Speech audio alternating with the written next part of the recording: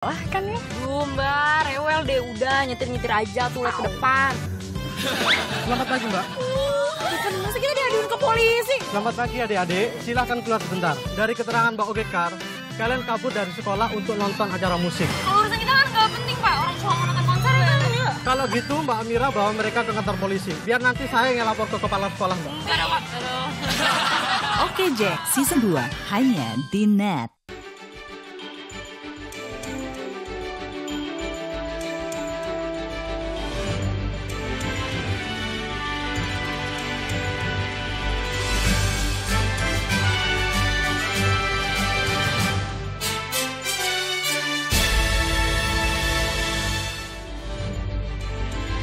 Apa kabar? Saya Ningni Taliana. Selama 1 jam ke depan akan menemani Anda dengan hadirkan sejumlah informasi menarik serta inspiratif. Dan inilah 3 informasi utama dalam Net Jatim hari ini. Seorang petani di Malang tewas tertembak peluru nyasar milik prajurit TNI Angkatan Udara.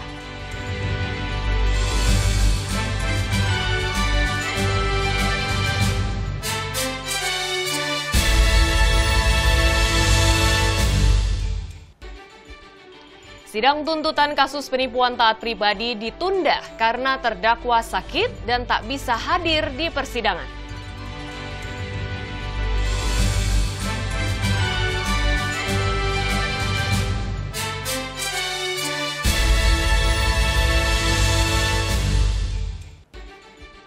Terinspirasi langkanya garam di pasaran, sejumlah mahasiswa ciptakan alat pembuat garam.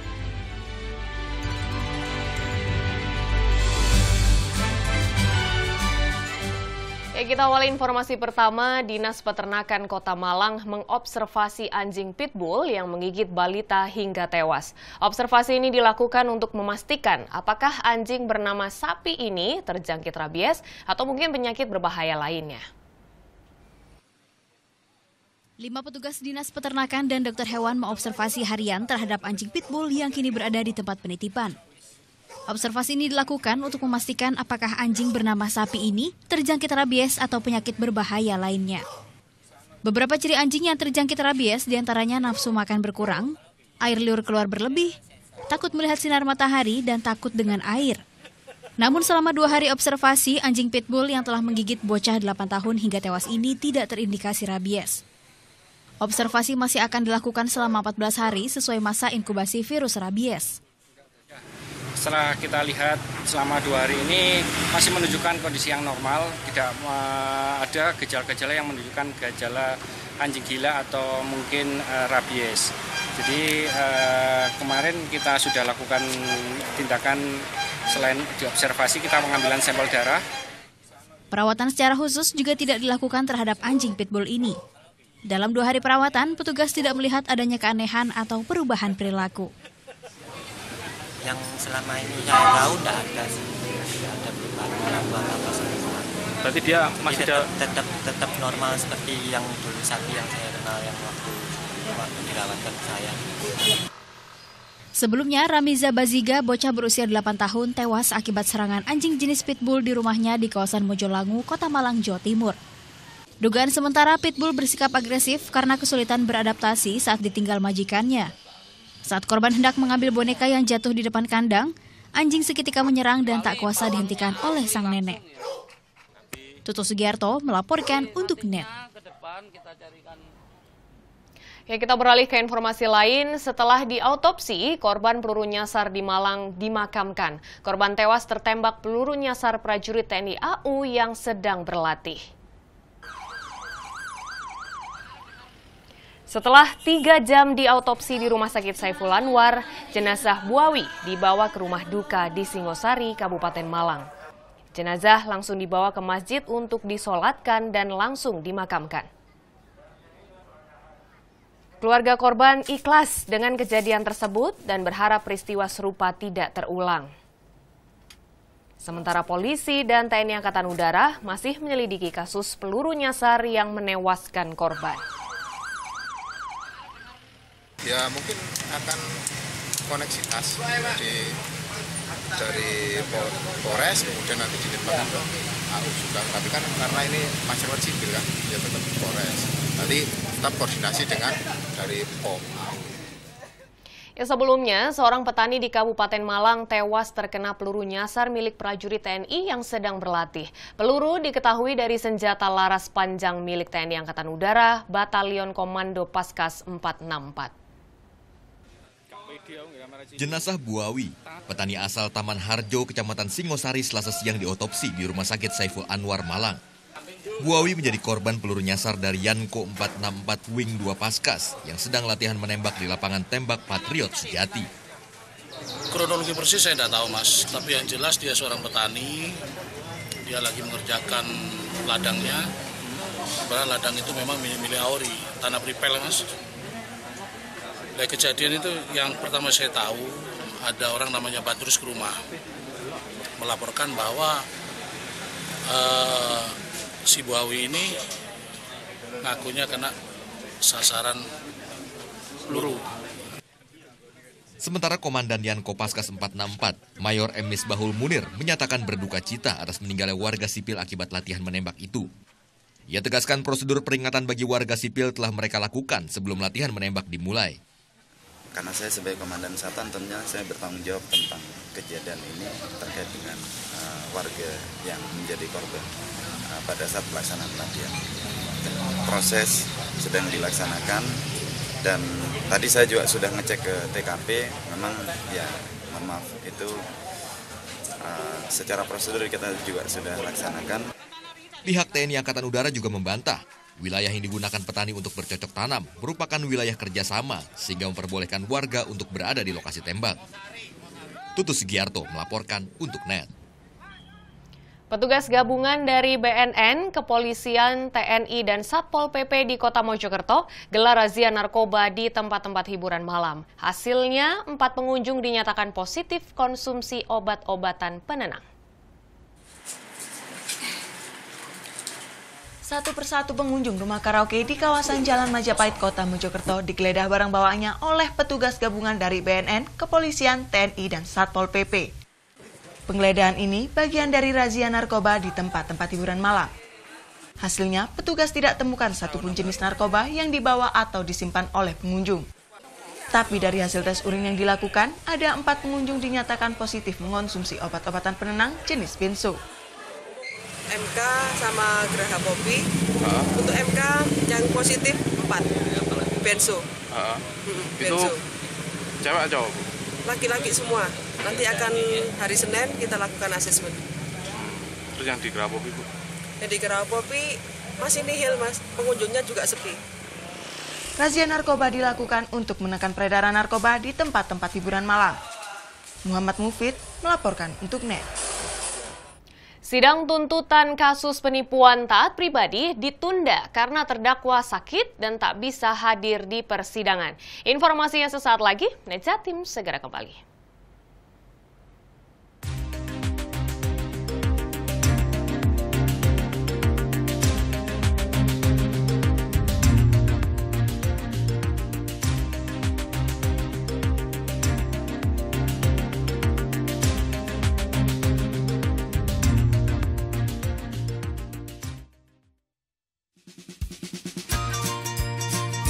Manfaat di balik makanan dan minuman kaya gizi. Bagaimana sih membuat makanan yang sehat dan bagaimana pula mendapatkannya? Ragam olahan untuk ciptakan solusi. Kadang-kadang kita suka males ya kalau harus makan buah dalam kondisi utuh. Nah, buah kering ini bisa menjadi solusi. Paduan gaya hidup sehat bersama Wonder Food. Senin sampai Jumat jam 2 siang. Hanya di NET. Boleh, Ini semua saya servis pokoknya. Iya, makasih. Waduh, dia punya. Lengkapi sarapan pagi Anda dengan canda tawa Andre dan Hesti. Tembus tapi tidak bocor ya. Banyak info menarik yang bikin happy. Ini buat perlombaan sirkus. Ini lompat jangkrik masuk sini. Iya. Tetap di pagi-pagi. Semangat. Semangat pagi bersama Pagi-Pagi hanya di NET. Yo. Hey guys, welcome to Breakout. Buat kalian gua kasih lagu ini enak. you gotta be there for me too.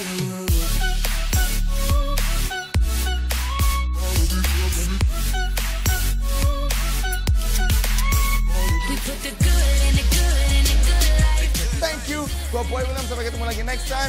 Bye. Breakout hanya di Net. Waduh. Mandi tuh. Air. Iya, masa sih? Itu lagi. Kayak air ya? Iya. Ya, Firza ya. This is water. Water. Firza ngapain sih? Jangan tonton The Comment ya. Dan stay funky. Stay funky. Hello good people, welcome back on Entertainment News. Berikut lengkapnya untuk Anda kesimpulan. Sebarkan pengaruh positif tanpa gosip. Sajian fakta dunia hiburan dari dalam dan luar negeri. Ada Ryan Reynolds yang membocorkan lokasi syuting sequel film Deadpool. Artika Sari Devi yang sempat viral di media sosial karena berbelanja dengan menggunakan daster. Berikut ini di Entertainment News yang akan merangkum pernikahan unik artis Indonesia hanya di Celebrity Countdown. Entertainment News hanya di Net.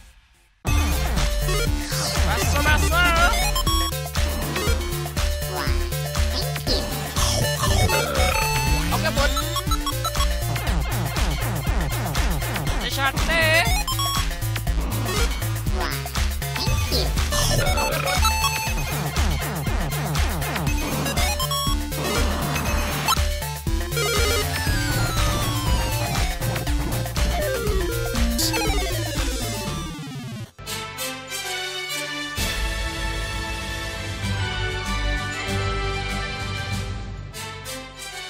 Kebakaran hutan jati di kawasan Jambon Ponorogo semakin meluas. Kondisi hutan yang mengering membuat api mudah merambat.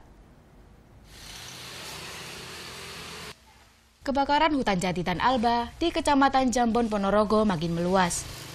Hingga Selasa siang, area hutan yang terbakar sudah mencapai 15 hektar.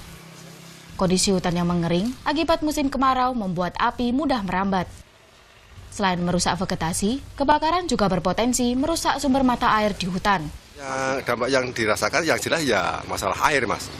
Karena di situ memang ya letak sumber air dengan terbakarnya semak-semak itu yang jelas ya agak terdampak sehingga debit air dari hutan yang terbakar itu ya agak mengecil. Ada pipa-pipa begitu, Pak, di sana? Pipa atau? Yang terbakar itu tidak ada pipanya, Mas. Kalau ya ada ya agak bawah. Kebetulan ya aman-aman saja ya. Hingga kini pemadaman masih belum bisa dilakukan karena minimnya alat dan tenaga serta sulitnya medan. Namun sedang tunggalnya namun sakit. Mejai. Angele nopo Pak niki lek mejai? Angele. Ya angele lang sedang tunggal. Mungkin mboten napa mati sedang tunggal iku. Sakit mateni. Oh ngoten. Mergo wiyar niki Pak. Nggih wiyar. Pak lek ajriye nopo lek badhe mejai? Bahayane nopo? Bahayane nggih niku meneh ya selamat ya bahaya yang ini gitu. Selain di Kecamatan Jambon, kebakaran hutan juga terjadi di sejumlah kecamatan lain di Kabupaten Ponorogo. Di antaranya Kecamatan Sambit, Sampung, dan Selahu. Hendra Seraka Setiawan melaporkan untuk Net. Informasi lainnya, sidang tuntutan kasus penipuan uang dengan terdakwa pimpinan Padepokan Dimas Kanjeng Taat Pribadi ditunda. Pasalnya, sidang tidak dihadiri terdakwa dengan alasan sakit. Pengadilan Negeri Keraksaan Probolinggo Selasa siang agendakan sidang lanjutan pimpinan Padepokan Dimas Kanjeng Taat Pribadi. Rencananya, jaksa penuntut umum akan membacakan tuntutan bagi terdakwa atas perkara penipuan dan penggandaan uang. Perkara ini atas laporan korban Prayitno Suprihadi, warga Jember dengan kerugian material 800 juta rupiah. Namun tim penasehat hukum maupun terdakwa tak hadiri sidang. Majelis hakim yang diketuai Basuki Wiono tetap membuka agenda persidangan. Tak sampai 10 menit, sidang dengan agenda tuntutan terpaksa ditunda. Sakit sehingga perlu istirahat selama 3 hari, mulai tanggal 8 sampai 10 Agustus. Sakit apa? Sakitnya kita juga tidak ada konfirmasi sakitnya apa, kita hanya menerima surat dokter yang bunyinya kira-kira seperti itu bunyinya. Penasehat hukum Dimas Kanjeng Taat Pribadi sebut kliennya depresi setelah divonis 18 tahun penjara. Baru kemarin sore saya dapat dari keluarga yang menyatakan kondisinya lagi drop, sehingga izin untuk periksa ke dokter agar sidang hari ini bisa ditunda. Selain terjerat kasus pembunuhan berencana terhadap Abdul Ghani, Taat Pribadi juga diduga terjerat penipuan dan penggelapan terhadap para pengikutnya. Dalam perkara penipuan ini, dia didakwa telah melanggar pasal 378 KUHP dengan ancaman penjara 5 tahun. Rencananya sidang akan kembali digelar Selasa 15 Agustus pekan depan. Mahfud Sunarji melaporkan untuk NET. Ya, nama Taat Pribadi ini hangat di permukaan setelah aksinya memunculkan ratusan lembar uang dari balik badannya viral di media sosial. Ia pun kini menjadi terdakwa atas kasus penipuan dan penggelapan uang yang diduga merugikan sejumlah korban hingga miliaran rupiah.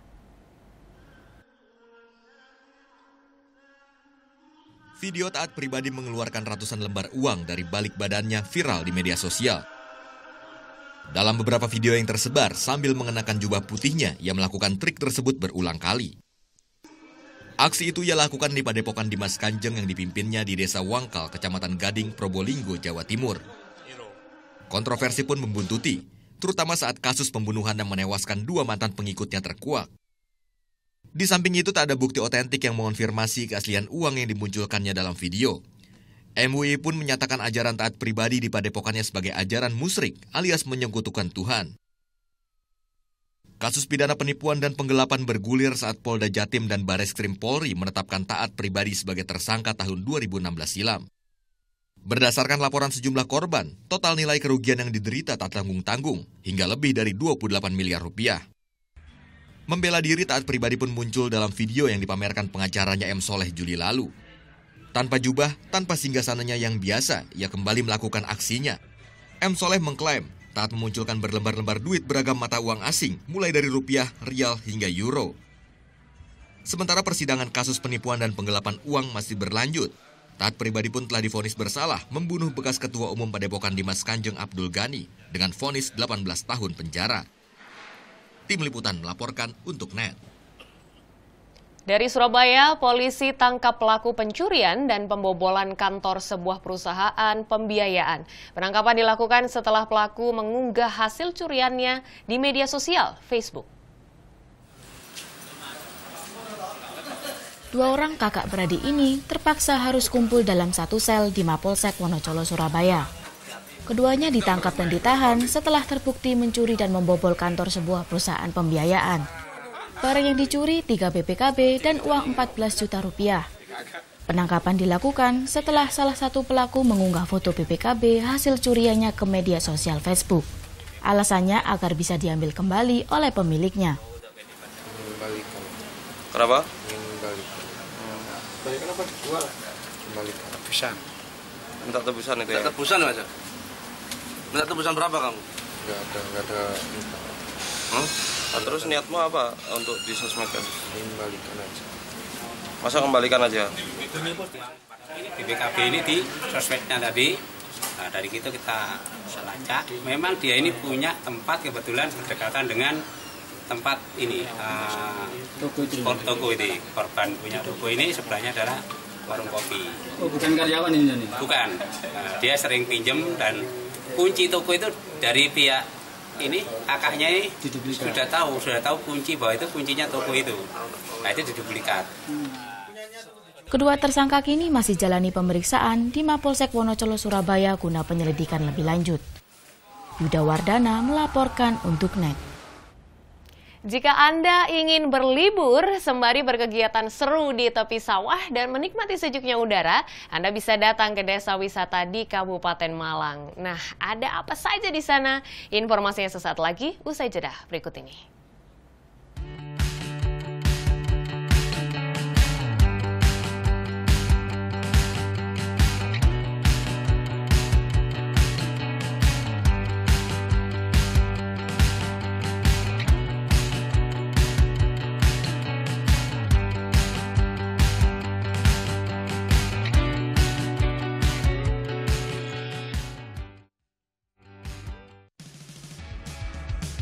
Mau yang fresh di pagi hari? Wow! Menemani sarapan Anda akan hadir tontonan baru di layar kaca. Berbagai informasi menarik paling wow ada di sini. For your information nih good people, penelitian yang dilakukan di luar angkasa ini merupakan proyek pertama kali di Asia. Penelitian anak bangsa berikutnya yang telah diakui dunia yaitu konstruksi sosro bahu. Setiap Senin sampai Jumat jam 7 pagi, hanya di NET. Kalian ini mau sekolah kan ya? Belum, Mbak. Rewel deh, udah nyetir-nyetir aja tuh ke depan. Selamat pagi, Mbak. Kan masa kita diaduin ke polisi? Selamat pagi adik-adik, silahkan keluar sebentar. Dari keterangan Mbak Ogekar, kalian kabur dari sekolah untuk nonton acara musik. Kalau urusan kita kan nggak penting, Pak. Orang cuma mau nonton konser kan ya. Kalau gitu Mbak Amira bawa mereka ke kantor polisi. Biar nanti saya yang lapor ke kepala sekolah, Mbak. Enggak ada, Pak. Oke Jack, season 2, hanya di NET. Selamat pagi, 150.000 penonton. Padahal Sarah itu sangat ketakutan, saya nggak nyampe sini loh pagi ini. Dikasih tahu jalan, lewat sini, lewat sana, lewat sini. Kayak dia tuh saking kangennya. Dari jam 6.30 ya, udah bunyi WhatsApp aku. Lewat mana sih? Aku nggak mau telat banget. Aku pengen on time ketemu kamu biar bisa sarapan bareng. Ini kamu beratnya berapa? 50 beratnya. Apalagi sama-sama aku waktu 10 tahun lalu. Sarah Sehan, hanya di NET. Awali keceriaan pagi Anda dengan ragam berita terkini. Selamat pagi. Sebuah pameran kuliner tahunan bertajuk Summer Food Fancy Show 2017 berlangsung di kota New York dan Pavilion Indonesia menawarkan sejumlah produk khas tanah air. Karena itu salah satu poin penilaian dari Kucing Springs kalau mereka ikut show. Kita lihat beberapa perkiraan cuaca di beberapa kota besar di Indonesia. Serta informasi menarik dan inspiratif yang dikemas dengan santai. Indonesia Morning Show, hanya di NET. Menemani sore Anda, NET 16 hadir dengan rangkaian berita dari dalam dan luar negeri.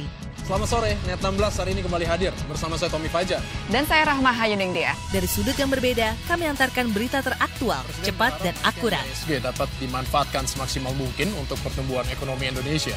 Sepasang suami istri diringkus terkait dengan kasus penipuan berkedok investasi.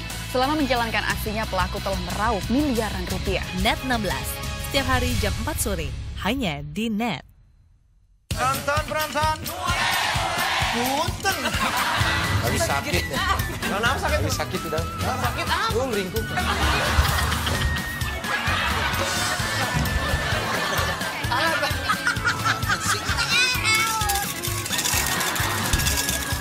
Ada aura negatif ini. Saha iya, saha. Ini talk show, hanya di NET.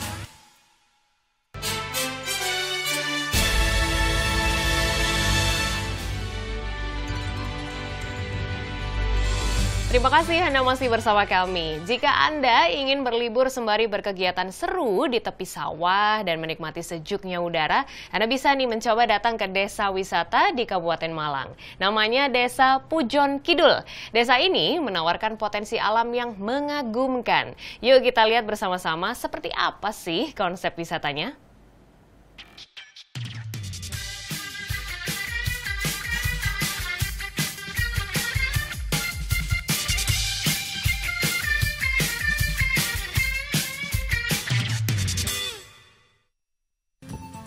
Aroma pedesaan di Malang memang berciri khas. Udaranya segar dan sejuk, pemandangannya pun indah, ditambah langitnya yang cerah. Kombinasi lengkap ini jelas bikin betah, pikiran pun jadi santai. Nikmatnya.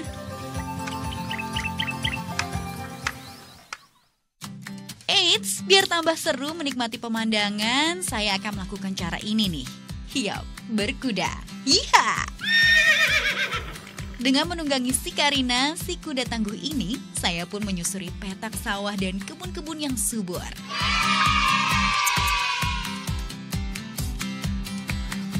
Nah, inilah Desa Pujon Kidul di Kabupaten Malang. Desa ini menawarkan wisata alam yang memukau. Berkuda di tepi sawah ini jadi kegiatan wisata andalannya. Nah, buat kamu yang mau mencoba pengalaman ini, siapkan dana Rp100.000 untuk sekali putaran ya. Dijamin gak akan menyesal deh, seru banget. Ternyata berkuda di area persawahan dan perkebunan itu juga bisa loh. Justru lebih seru karena suasananya lebih asri karena berada di lereng kaki pegunungan. Karena sudah berbekal pelana dan helm, serta pernah berkuda sebelumnya, aman deh, saya berkuda sendirian. Tenang, buat kamu yang belum pernah berkuda, disediakan pula kok pendamping kudanya.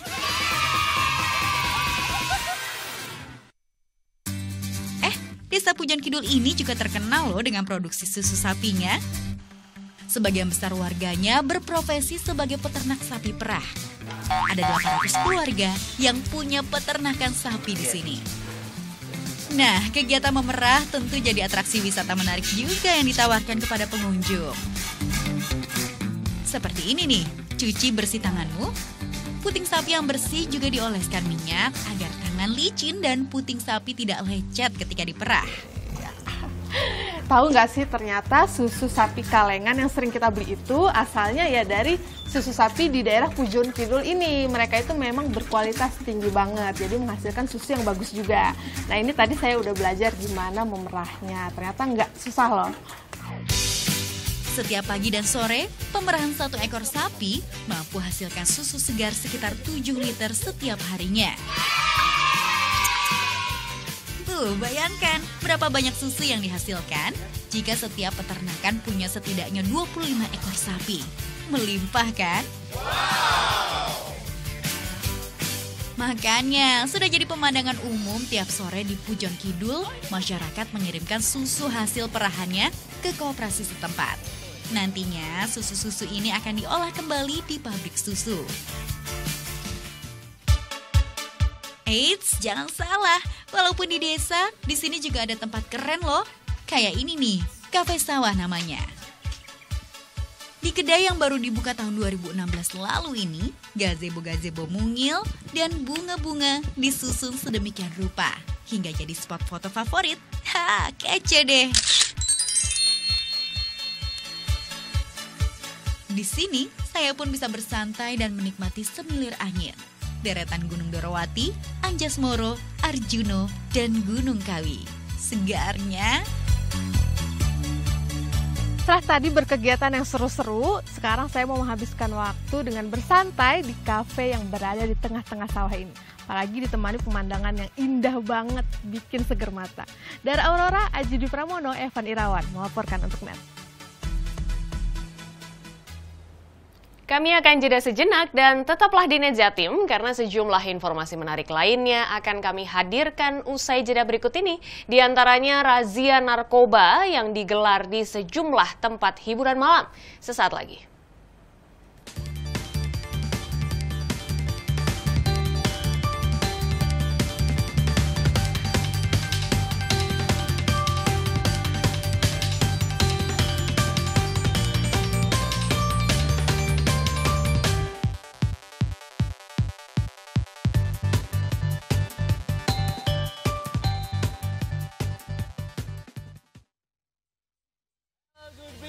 Welcome back on Entertainment News. Berikut lengkapnya untuk Anda ke sini.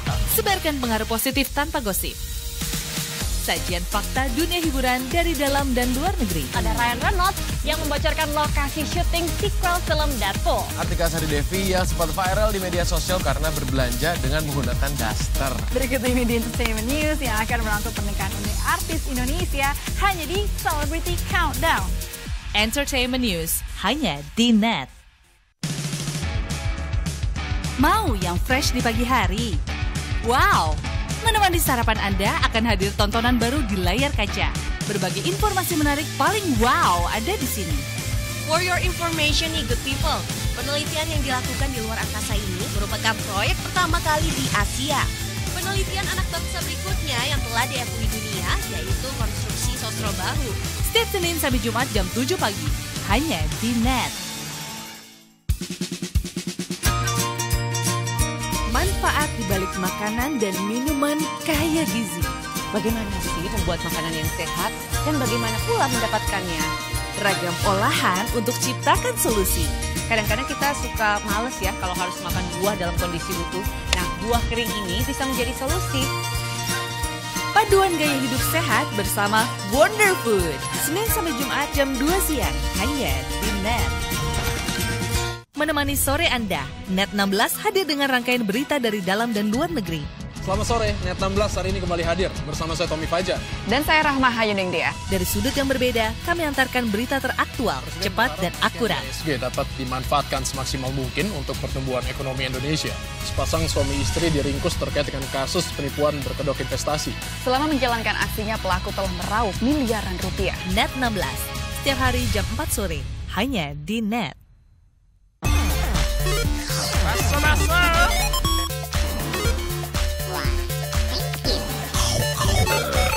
Oke, Bun. Sate.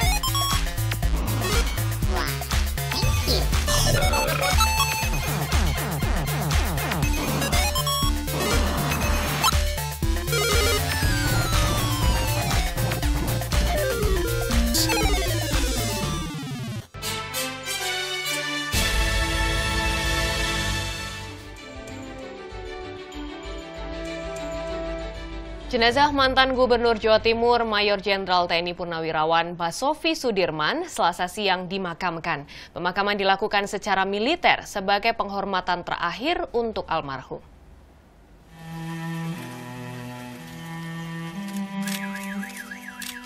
Jenazah mantan Gubernur Jawa Timur Mayor Jenderal TNI Purnawirawan Basofi Sudirman dimakamkan di pemakaman San Diego Hills di Kabupaten Karawang, Jawa Barat Selasa siang. Sebelum meninggal dunia pada Senin 7 Agustus 2017, Basofi Sudirman sempat dirawat di Rumah Sakit Medistra Jakarta karena sakit. Prosesi pemakaman dilakukan secara militer sebagai bentuk penghormatan terakhir kepada almarhum. Selain kerabat dan keluarga, pemakaman mantan orang nomor 1 di Jawa Timur ini juga dihadiri sejumlah pejabat TNI. Di mata para sahabatnya, almarhum dikenal sebagai sosok yang tegas dan inovatif. Ini terlihat dari sejumlah programnya saat menjadi Gubernur Jawa Timur. Di antaranya yang populer dengan program Gerakan Kembali ke Desa. Ya, salah satu Pak Basofi itu yang programnya terkenal, yang merata sampai masyarakat Jawa Timur itu Gerakan Kembali ke Desa. Jadi semua kabupaten di kota seluruh Jawa Timur itu diminta adanya gerakan kembali ke desa, satu desa satu produk. Almarhum Basofi sendiri orangnya gimana sih Pak? Tegas atau gimana Pak? Tegas, tapi santun, tegas. Dan Pak Basofi yang merintis salah satunya yang pertama itu bikin perencanaan lintas selatan. Selain pernah menjabat sebagai Gubernur Jawa Timur periode 1993-1998, Basofi Sudirman juga pernah menjabat Wakil Gubernur DKI Jakarta periode 1987 hingga 1992.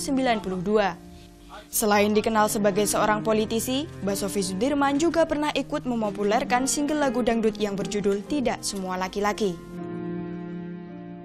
Iman Budiman melaporkan untuk Net.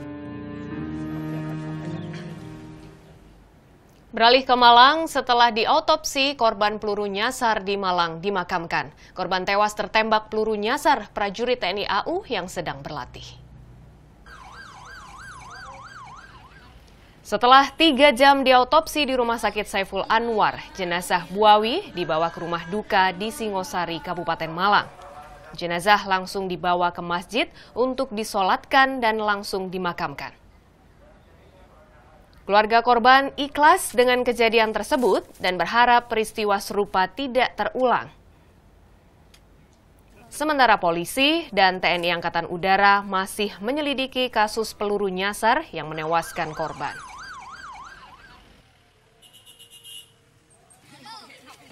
Ya mungkin akan koneksitas dari Polres kemudian nanti dilimpahkan ke AU juga, tapi kan karena ini masyarakat sipil kan, ya tetap Polres.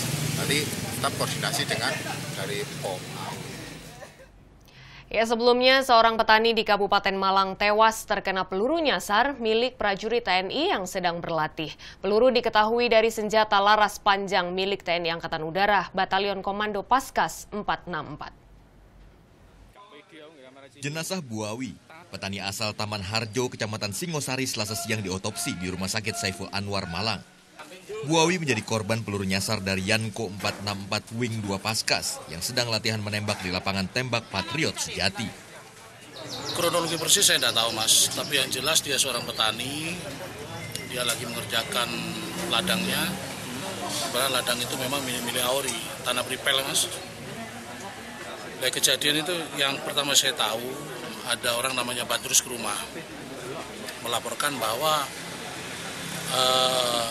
si Buawi ini ngakunya kena sasaran peluru. Sementara Komandan Yanko Paskas 464, Mayor M. Misbahul Munir, menyatakan berduka cita atas meninggalnya warga sipil akibat latihan menembak itu. Ia tegaskan prosedur peringatan bagi warga sipil telah mereka lakukan sebelum latihan menembak dimulai. Karena saya sebagai Komandan Satan tentunya saya bertanggung jawab tentang kejadian ini terkait dengan warga yang menjadi korban pada saat pelaksanaan latihan. Proses sedang dilaksanakan dan tadi saya juga sudah ngecek ke TKP, memang ya mohon maaf itu secara prosedur kita juga sudah laksanakan. Pihak TNI Angkatan Udara juga membantah wilayah yang digunakan petani untuk bercocok tanam merupakan wilayah kerjasama sehingga memperbolehkan warga untuk berada di lokasi tembak. Tutus Sugiarto melaporkan untuk NET.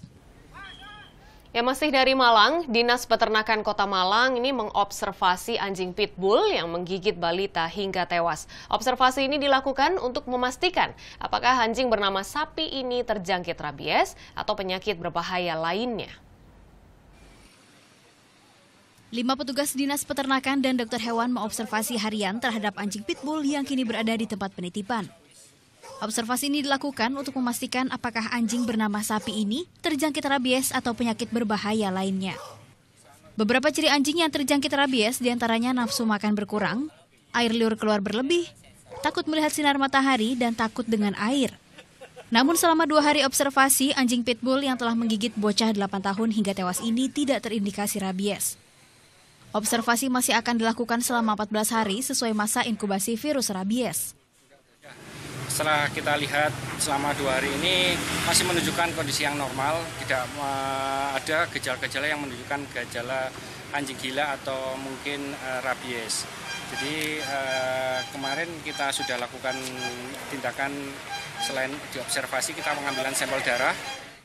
Perawatan secara khusus juga tidak dilakukan terhadap anjing pitbull ini. Dalam 2 hari perawatan, petugas tidak melihat adanya keanehan atau perubahan perilaku. Yang selama ini saya tahu tidak ada sih, tidak ada perubahan apa semua. Berarti dia masih tetap normal seperti yang dulu sapi yang saya kenal yang waktu dirawatkan saya. Sebelumnya, Ramiza Baziga, bocah berusia 8 tahun, tewas akibat serangan anjing jenis pitbull di rumahnya di kawasan Mojolangu, Kota Malang, Jawa Timur. Dugaan sementara pitbull bersikap agresif karena kesulitan beradaptasi saat ditinggal majikannya. Saat korban hendak mengambil boneka yang jatuh di depan kandang, anjing seketika menyerang dan tak kuasa dihentikan oleh sang nenek. Tutus Sugiarto melaporkan untuk NET. Informasi lainnya, sidang tuntutan kasus penipuan uang dengan terdakwa pimpinan Padepokan Dimas Kanjeng Taat Pribadi ditunda. Pasalnya, sidang tidak dihadiri terdakwa dengan alasan sakit. Pengadilan Negeri Keraksaan Probolinggo Selasa siang agendakan sidang lanjutan pimpinan Padepokan Dimas Kanjeng Taat Pribadi. Rencananya, jaksa penuntut umum akan membacakan tuntutan bagi terdakwa atas perkara penipuan dan penggandaan uang.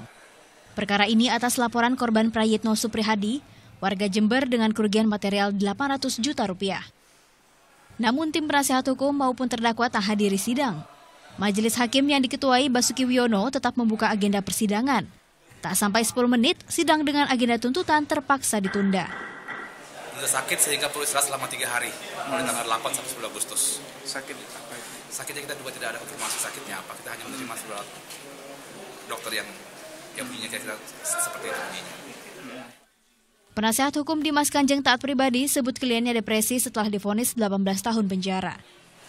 Baru kemarin sore saya dapat dari keluarga yang menyatakan kondisinya lagi drop, sehingga izin untuk periksa ke dokter agar sidang hari ini bisa ditunda. Selain terjerat kasus pembunuhan berencana terhadap Abdul Ghani, Taat Pribadi juga diduga terjerat penipuan dan penggelapan terhadap para pengikutnya. Dalam perkara penipuan ini, dia didakwa telah melanggar pasal 378 KUHP dengan ancaman penjara 5 tahun. Rencananya sidang akan kembali digelar Selasa 15 Agustus pekan depan. Mahfud Sunarji melaporkan untuk NET. Nama Taat Pribadi muncul ke permukaan setelah aksinya memunculkan ratusan lembar uang dari balik badannya viral di media sosial. Ia pun kini menjadi terdakwa atas kasus penipuan dan penggelapan uang yang diduga merugikan sejumlah korban hingga miliaran rupiah.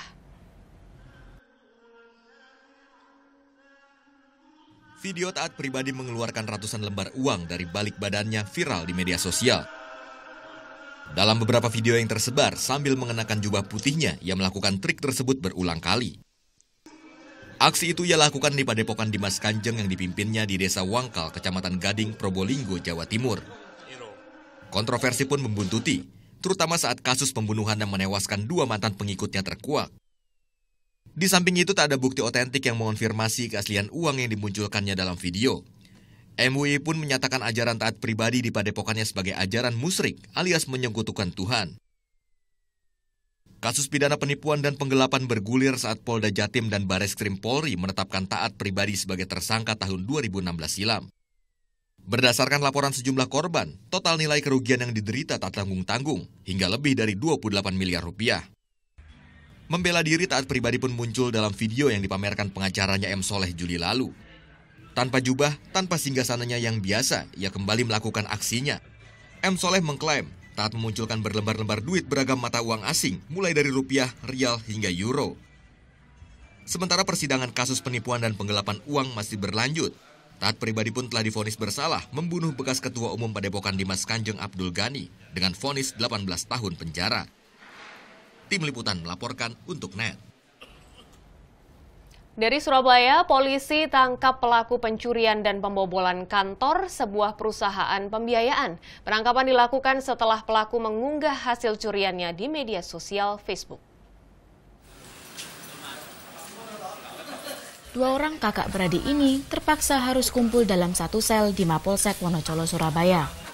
Keduanya ditangkap dan ditahan setelah terbukti mencuri dan membobol kantor sebuah perusahaan pembiayaan. Barang yang dicuri 3 BPKB dan uang 14 juta rupiah. Penangkapan dilakukan setelah salah satu pelaku mengunggah foto BPKB hasil curiannya ke media sosial Facebook. Alasannya agar bisa diambil kembali oleh pemiliknya. Kenapa? Balikan apa dijual? Kembalikan tebusan. Minta tebusan itu ya? Minta tebusan Mas. Minta tebusan berapa kamu? Enggak ada minta. Terus niatmu apa untuk disosmedkan? Kembalikan aja. Masa kembalikan aja?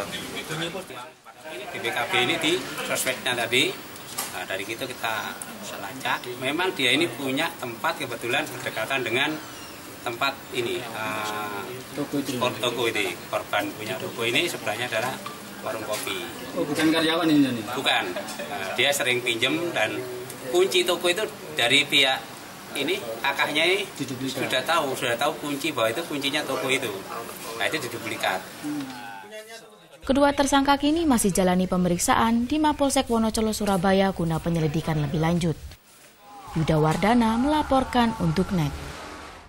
Petugas gabungan dari BNN, Kepolisian, TNI, dan Satpol PP di Kota Mojokerto gelar razia narkoba di tempat-tempat hiburan malam. Hasilnya, 4 pengunjung dinyatakan positif konsumsi obat-obatan penenang. Satu persatu pengunjung rumah karaoke di kawasan Jalan Majapahit, Kota Mojokerto digeledah barang bawaannya oleh petugas gabungan dari BNN, Kepolisian, TNI, dan Satpol PP. Penggeledahan ini bagian dari razia narkoba di tempat-tempat hiburan malam.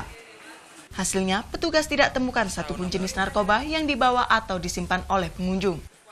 Tapi dari hasil tes urin yang dilakukan, ada 4 pengunjung dinyatakan positif mengonsumsi obat-obatan penenang jenis benzo.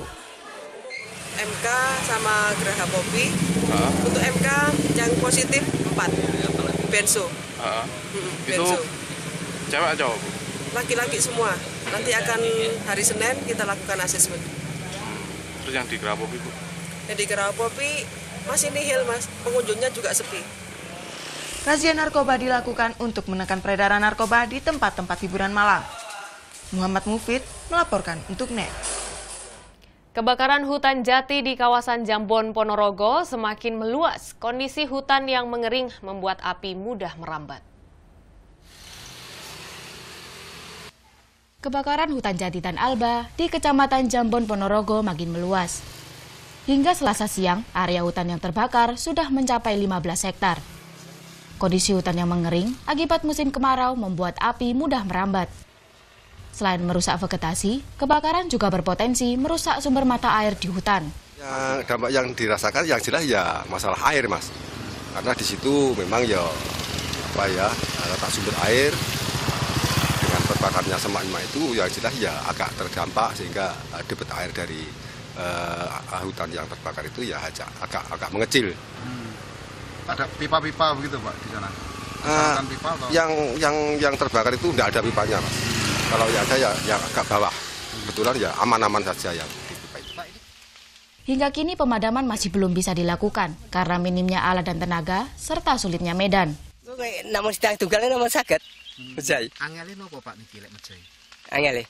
Ya angele lang sedang tunggal. Mungkin mboten napa mati sedang tunggal iku. Sakit mateni. Oh ngoten. Mergo wiyar niki Pak. Nggih wiyar. Pak lek ajriye nopo lek badhe mejai? Bahayane nopo? Bahayane niku ngene ya selamat ya bahaya yang ini lho. Selain di Kecamatan Jambon, kebakaran hutan juga terjadi di sejumlah kecamatan lain di Kabupaten Ponorogo. Di antaranya Kecamatan Sambit, Sampung, dan Selahu. Hendra Seraka Setiawan melaporkan untuk NET. Ya, selanjutnya diduga akibat terjangkit penyakit menular, seorang jemaah calon haji asal Tulungagung harus jalani isolasi di Asrama Haji Sukolilo, Surabaya. Keberangkatannya pun harus ditunda hingga dinyatakan bebas dari penyakit yang dialaminya. Seorang jemaah calon haji asal Tulungagung, yakni DN, harus jalani perawatan di ruang isolasi yang ada di Asrama Haji Sukolilo, Surabaya, Selasa pagi. Dari hasil diagnosa, ia alami infeksi paru-paru atau tuberkulosis sehingga harus mendapatkan penanganan serius karena dikhawatirkan bisa menular ke jemaah calon haji lainnya. Sebagai ruang observasi sementara, kita siapkan untuk kemungkinan adanya penyakit menular. Kemungkinan ya. Karena kita untuk meminimalisir risiko penularan ke petugas maupun ke keluarga ataupun ke jamaah lainnya. Tapi untuk selanjutnya isolasi yang sesungguhnya ada di rumah sakit. Atas kondisi ini, DN yang tergabung dalam kloter 8 dan seharusnya berangkat pada 29 Juli lalu terpaksa ditunda. Keberangkatannya ke Tanah Suci masih menunggu hingga tim kesehatan menyatakan bebas dari penyakit yang dialaminya. Sony Misdananto melaporkan untuk NET.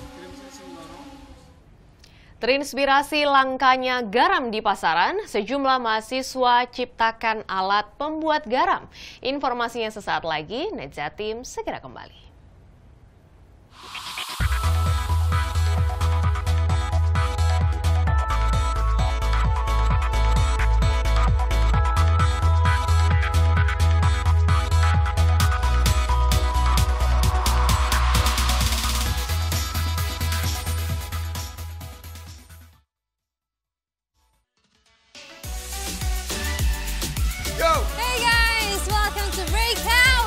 Buat kalian gua kasih lagu ini enak. Oh.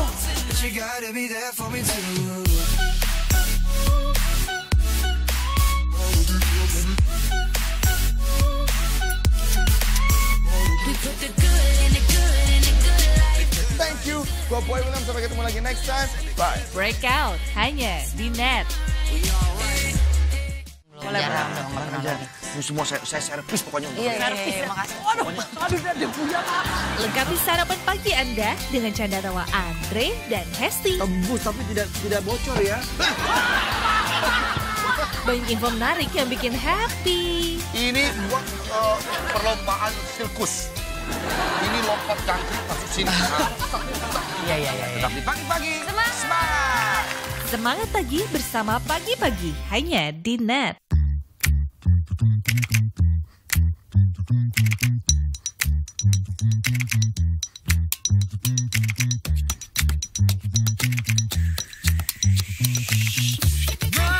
Mengejar mimpi.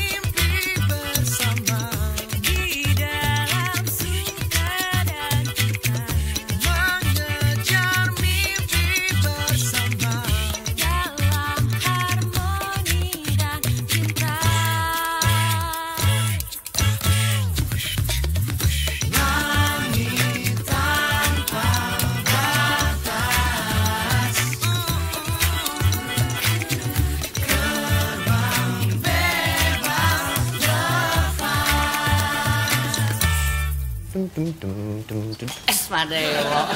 Happy banget, Mas. Kalau gue happy kenapa? Masalah buat lo? Nggak masalah sih, Mas. Ya udah. Selamat pagi, Padahal Sarah itu sangat ketakutan saya nggak nyampe sini loh pagi ini. Dikasih tahu jalan, lewat sini, lewat sana, lewat sini. Karena dia tuh saking kangennya. Dari jam 6.30 ya, udah bunyi WhatsApp aku. Lewat mana sih? Aku nggak mau telat banget. Aku pengen on time ketemu kamu biar bisa sarapan bareng. Ini kamu beratnya berapa? 50 beratnya. Oh my God, sama-sama aku waktu 10 tahun lalu. Sarah Sehan, hanya di Net. Awali keceriaan pagi Anda dengan ragam berita terkini. Selamat pagi. Sebuah pameran kuliner tahunan bertajuk Summer Food Fancy Show 2017 berlangsung di kota New York dan Pavilion Indonesia menawarkan sejumlah produk khas tanah air. Karena itu salah satu poin penilaian dari Kucing Springs kalau mereka ikut show. Kita lihat beberapa perkiraan cuaca di beberapa kota besar di Indonesia. Serta informasi menarik dan inspiratif yang dikemas dengan santai. Indonesia Morning Show, hanya di Net.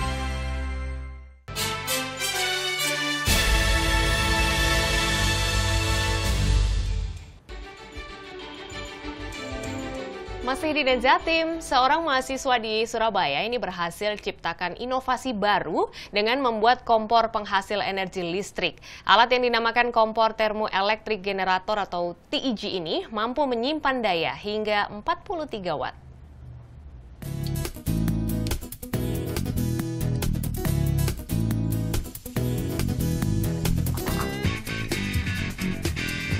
Inilah Didi Triwidodo, seorang mahasiswa jurusan Teknik Elektro Universitas 17 Agustus 1945 Untak Surabaya yang berhasil mengembangkan kompor penghasil energi listrik.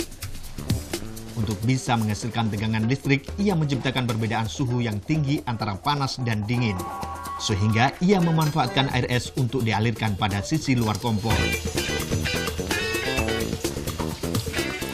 Memanfaatkan teknologi termoelektrik, kompor temuannya ini bisa menghasilkan daya listrik sebesar 43 watt dan mampu mengaliri listrik pada 5 lampu LED.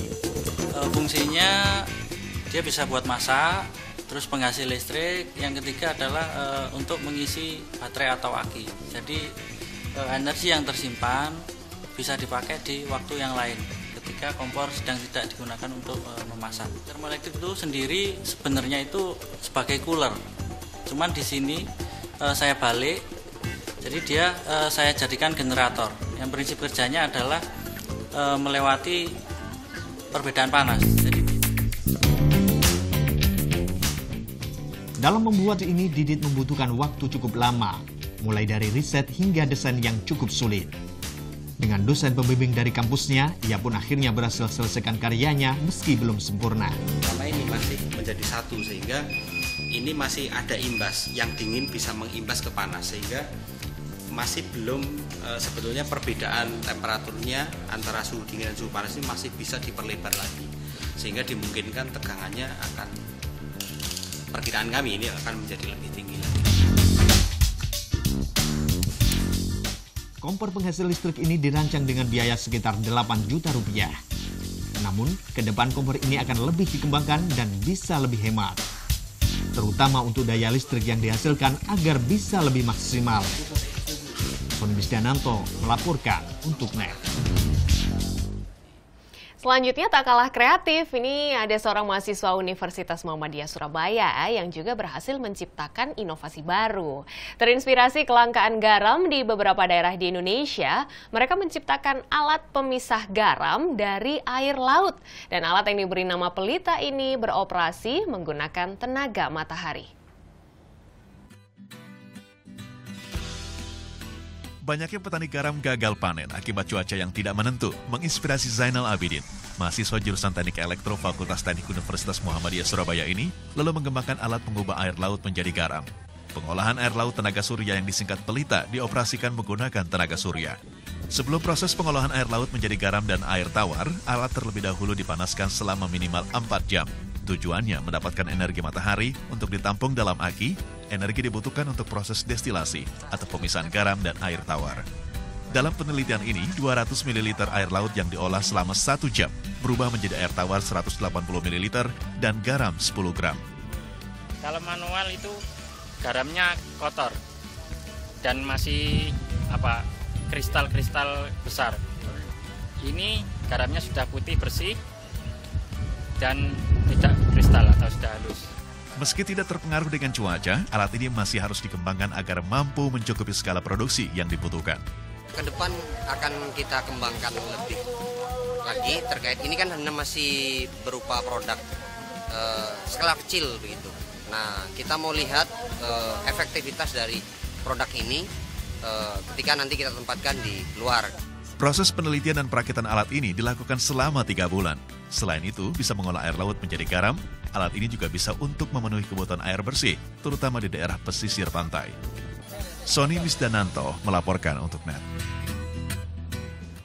Ya, sajian hasil inovasi para mahasiswa tadi sekaligus menjadi penghujung NET Jatim hari ini. Subscribe akun YouTube kami di www.youtube.com/netbirojatim.